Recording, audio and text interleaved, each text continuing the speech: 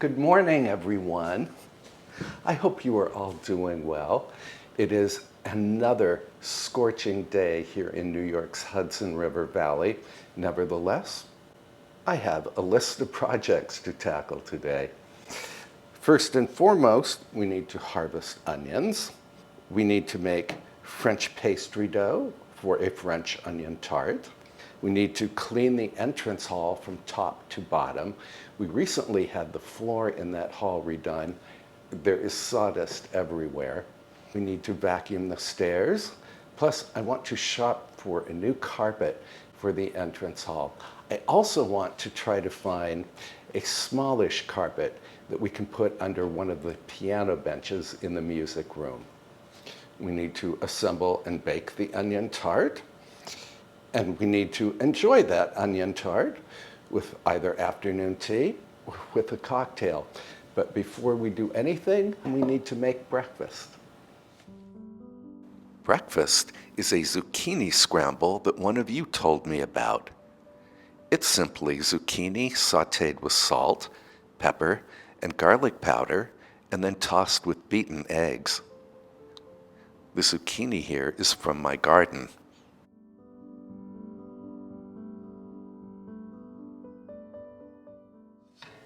Well, this took a grand total of 5 minutes to make.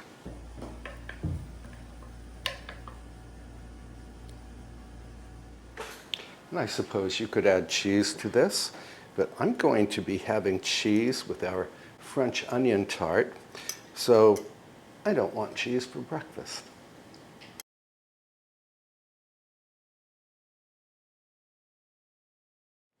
For something so incredibly simple and with such minimal ingredients, this is delicious.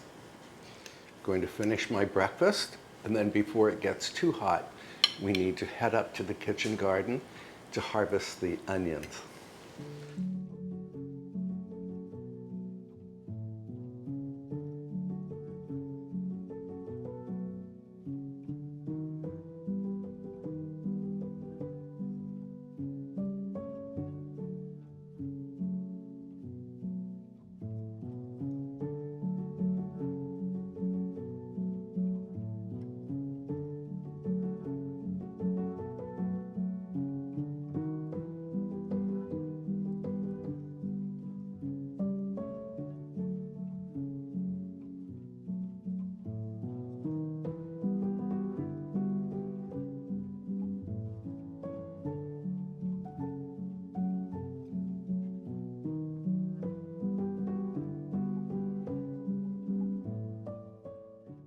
These are the onions that you and I grew together from seed late last winter.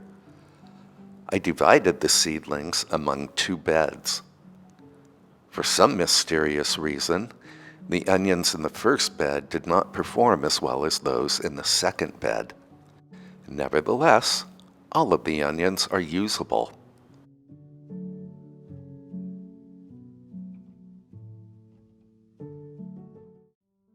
The varieties are white Sierra Blanca and red Cabernet. Both types are excellent for storage. The green tops of onions can be used for stocks and pesto. I already have all of the greenery I need in my freezer, so I'm not saving the tops today.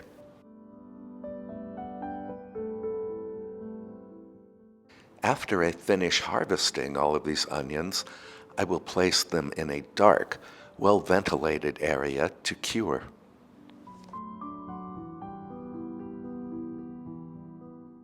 That is, except for the 3 onions that we will use for our French onion tart today.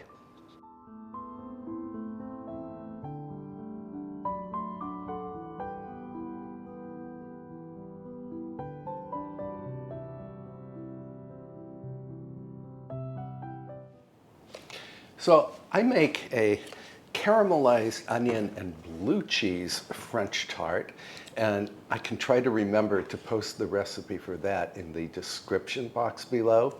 But today I want to try someone's recipe for a French onion tart.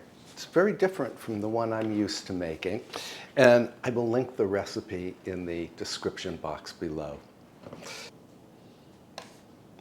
So I need flour, and I always weigh out my flour. And we can pour this into the bowl of a food processor. So this French onion tart is essentially a French pastry dough topped with onions that are sliced into half moons, and there's some Gruyere cheese involved. Then I need to dice up butter. This was cold butter until I let it set out for 60 seconds. It's quite warm in this room right now. And dice. And you do want the butter to be cold for this French pastry dough. I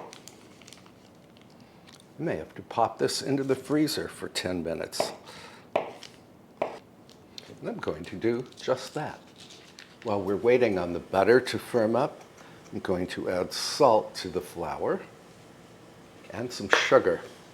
So this is a savory tart, but it does have a hint of sweetness in the crust. I must have a very efficient freezer because this butter is perfectly cold now. It's not melting in my fingers. You want to scatter this over the flour.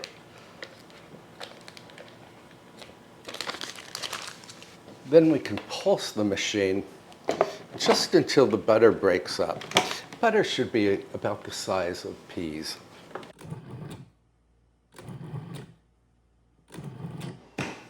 Then, with the machine running, I'm going to add ice water through the feed tube.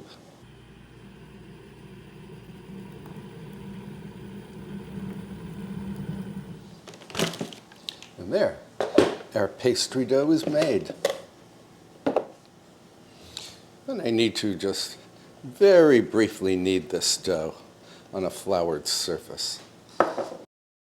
I can tell you right now that this French onion tart turned out to be one of the best things I have ever made. I hope you will give it a try someday. Flatten this dough into a disc. Actually, I'm going to form this dough into a rectangle when I roll it out. So I will form the dough into a rectangle right now, just to get a head start. And then we can wrap it. This dough needs to chill for at least 1 hour so that the flour particles can absorb moisture and so that the butter can firm up. And while we wait for the dough to chill, I'm going to clean up my workstation, and then you and I can get started on the entrance hall. Again, we are going to clean it from top to bottom. As you might recall, we recently had this entrance hall floor refinished, and of course that resulted in a lot of sawdust and just dust in general. So I've already put the rather ratty looking carpet back in the room, and I want to show you a table that I bought on Facebook Marketplace. But first, I need to dust from ceiling to floor.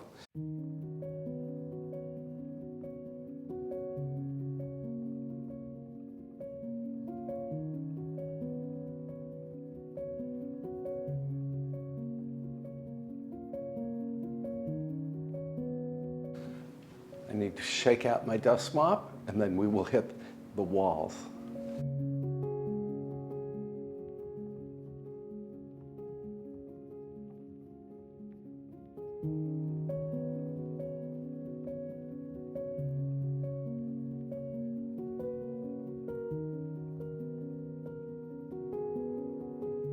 I should mention that I don't consider this job as housekeeping drudgery.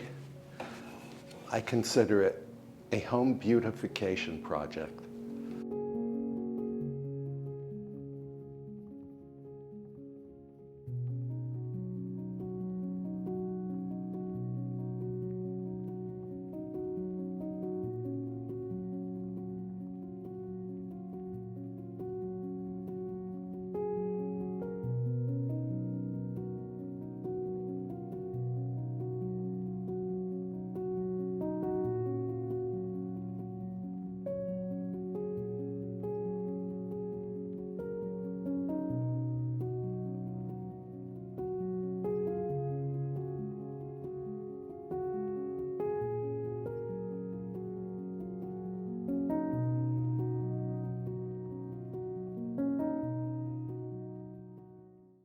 I need to thoroughly vacuum the window hangings.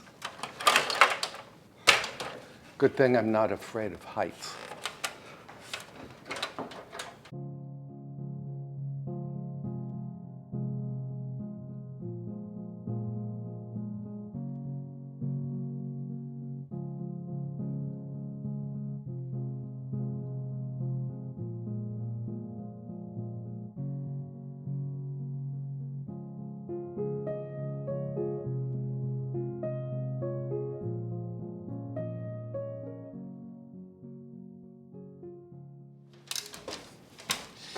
This chandelier is incredibly dusty. And I am going to clean every one of these hurricanes with the white green cloth that one of you told me about, and that I then told you about, and that about 2,100 of you have ordered and have told me you love it as much as I do. So the white green cloth uses no chemicals whatsoever. You simply saturate it with water and then you wring it out thoroughly. And it never leaves any streaks. I just have to be careful not to drop any of these hurricanes because I'm pretty sure they are irreplaceable. But I'm being careful. Oh, this looks gorgeous now.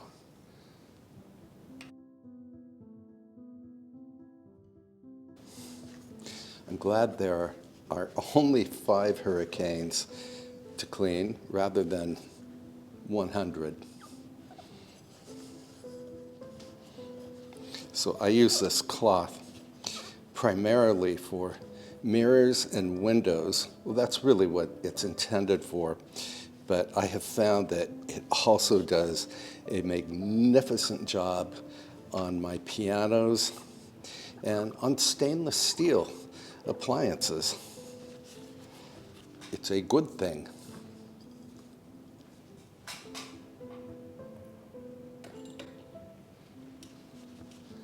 What a difference.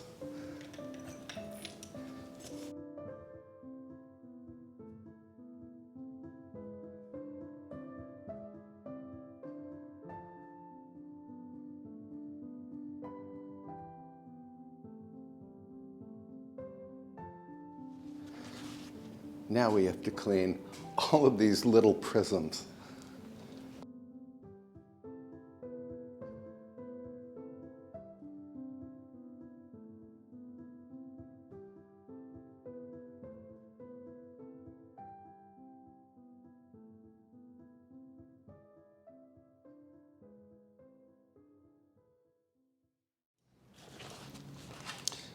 Let's see what the chandelier looks like with the lights turned on. Huge difference. It's actually clean now. Then I need to clean the chair rails. Again, we are working our way from the top to the bottom.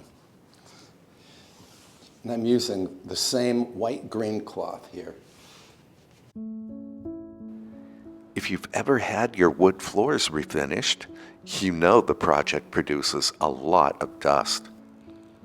I was amazed at the amount of sawdust that was still clinging to the acres of chair railing in the entrance hall. I can link the white-green cloth I'm using here in the description below if you are interested. It picks up dust like a true champ.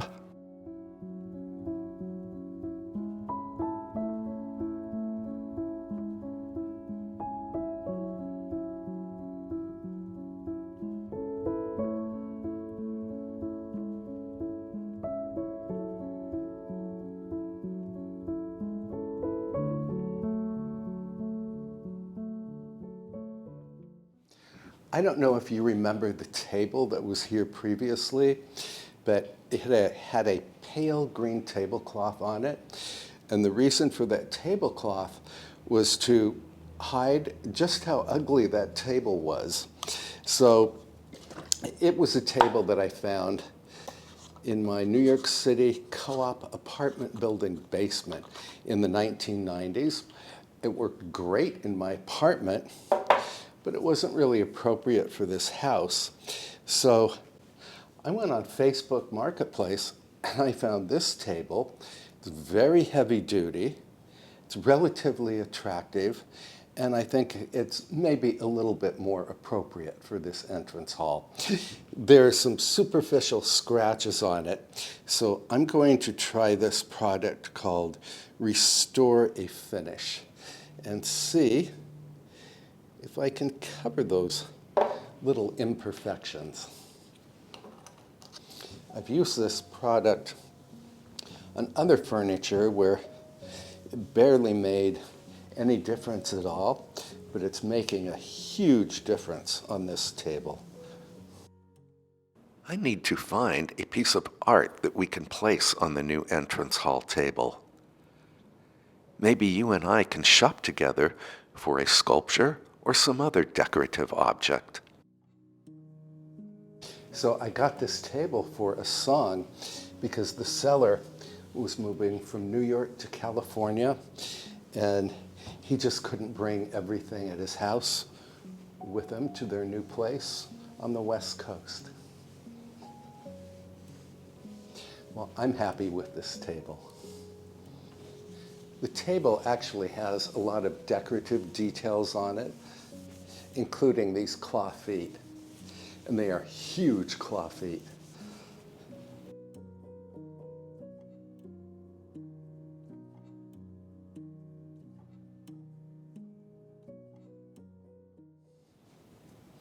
While the Facebook Marketplace table that I just showed you is not an actual antique, this games table is. It's from the mid-19th century. And I simply have to dust it with a microfiber cloth. I'm not using any chemicals here. I like to make things look beautiful whenever I can. So again, this is not household drudgery. It's actually fun for me to do. So this is my great-grandmother, Irene Spencer, when she was a girl. This is my great-grandmother, all grown up, plus my great-grandfather and some of their children. This is my grandmother. And this is a picture someone gave me.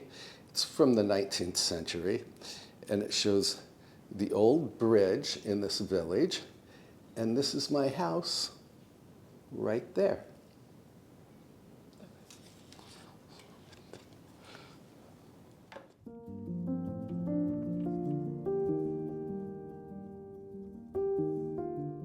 I can link all of the cleaning supplies I'm using today in the description below if you are interested.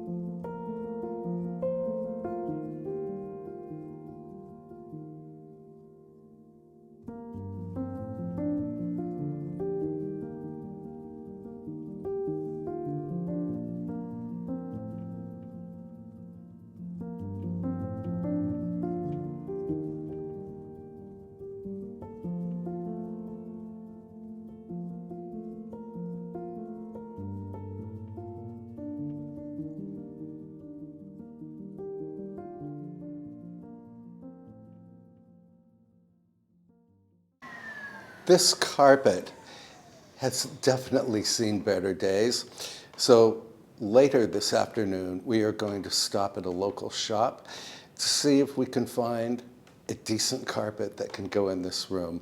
I'd like a larger carpet, and then again, I want to find a smaller carpet that can go under one of the piano benches in the music room. But for now, I'm just going to finish vacuuming this old relic.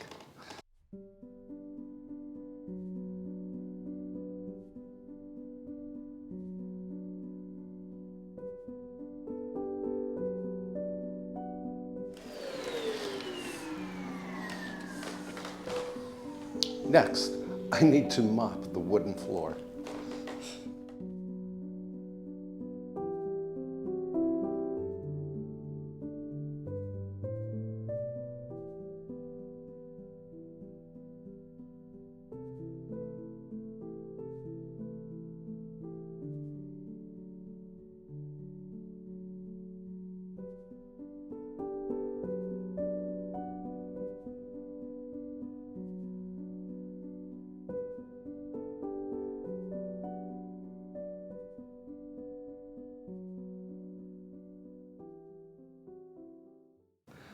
Well, Avery and I are going to call this entrance hall clean.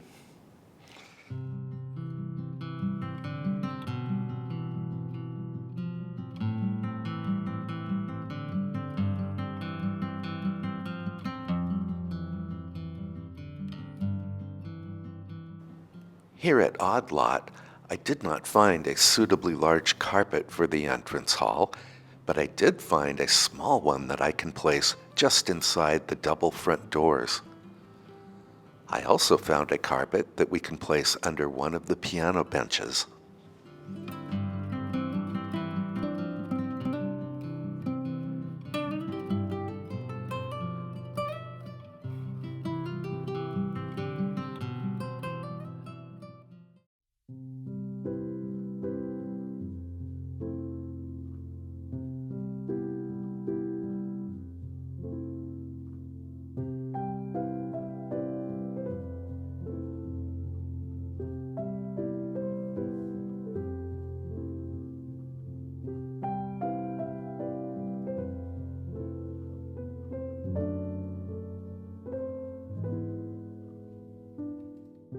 The music room floor is definitely in need of refinishing, but that is a project for another day or another year.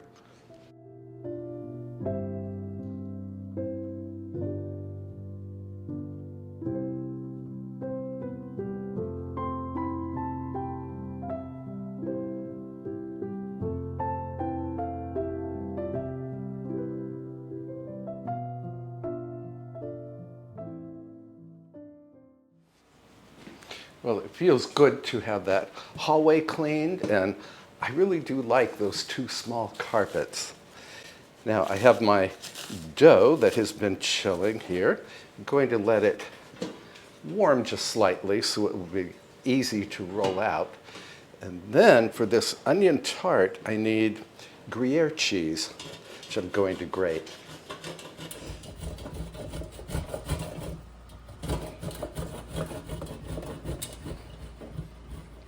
Gruyere cheese has a wonderful nutty taste and aroma. I really love it. We can set this aside for a moment. Then I'm going to roll out my dough on this sheet of silpat, or I should say on this silpat sheet.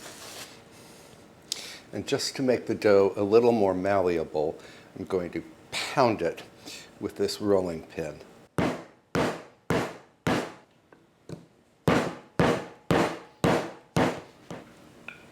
So I want to roll the dough to roughly the same size as this silpat. I imagine you could use puff pastry for this tart. That might be very nice.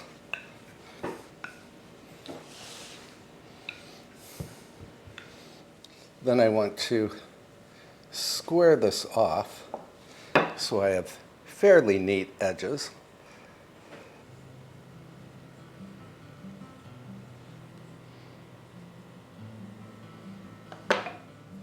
Then we can put our pastry on a baking tray, and I want to top it with the Gruyere.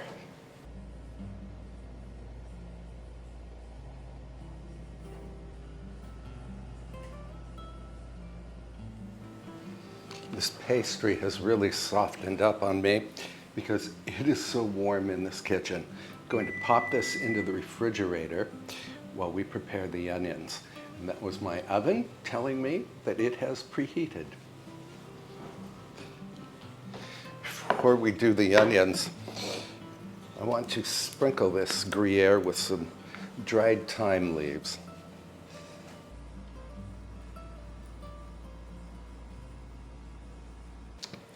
Then into the fridge.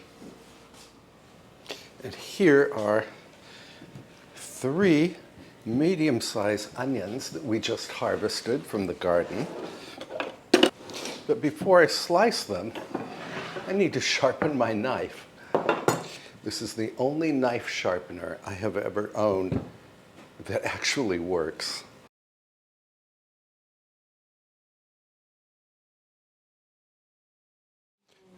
And I have just washed my knife. I needed a sharp knife because we need to cut these onions rather thinly into half moons. And I did wash these onions. They came from the garden, so they had a lot of dirt on them. These are beautiful onions. Now, you're supposed to use sweet onions like Vidalia or Walla Walla onions for this tart, but I don't have sweet onions. I just have regular storage onions. We want to cut these into half moons and keep the half moons intact, which may be easier said than done. My friends, these onions are really potent. They're making me cry, but that's a good thing. Well, my eyes are probably all red now. I have heard that if you light a candle while you are slicing onions, that the fumes will be absorbed by the flames. Well, that candle doesn't want to light, but I've got candelabra here, so 2 candles. And guess what? It's already working.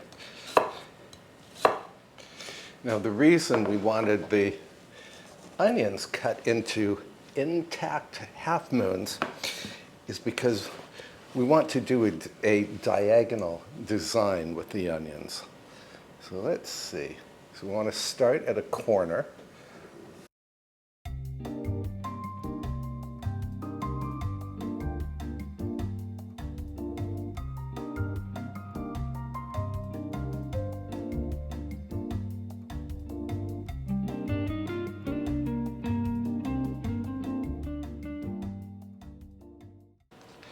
It just occurred to me that the recipe may call for sweet onions, which have a higher sugar content than what I'm using. And maybe the higher sugar content helps them to brown in the oven. We will find out. Nevertheless, I am going to follow the recipe here. I'm going to follow the recipe here and brush the onions with some heavy cream and then dot the onions with butter.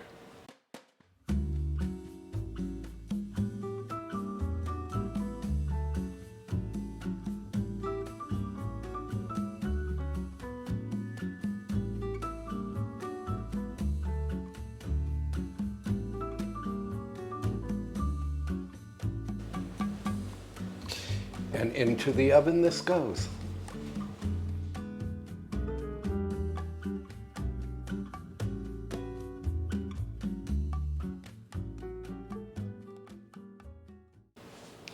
This looks fantastic, and my whole kitchen smells just heavenly. Now, I'm going to let this cool for 5 or 10 minutes, and then we can cut into it and have a taste. We didn't catch this on camera, but I was very easily able to lift up the silpat, slide it onto my cutting board, and then I was able to lift up the tart and slide away the silpat. And now, just to make this look a little pretty, I want to add some sprigs of fresh thyme. But first, I need to cut this into pieces.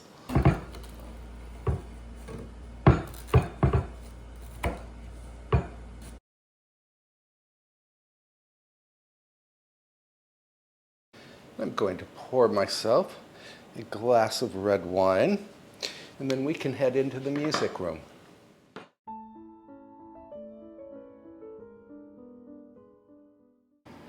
If this tart tastes anything like it smells, I'm in danger of eating the entire thing.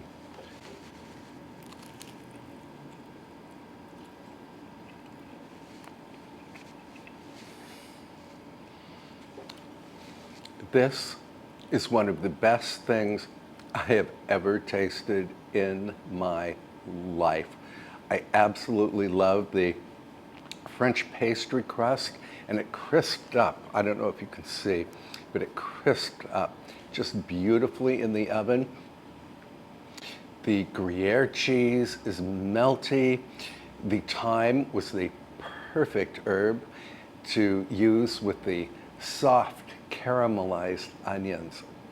I need another bite.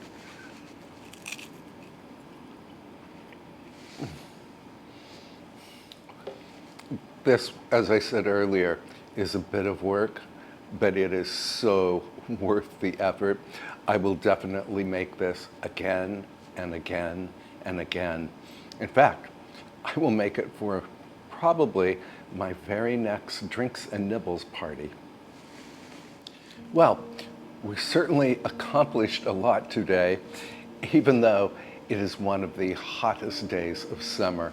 Mercifully, we are supposed to have a cold front come through starting tonight with lightning, thunder, and heavy rain.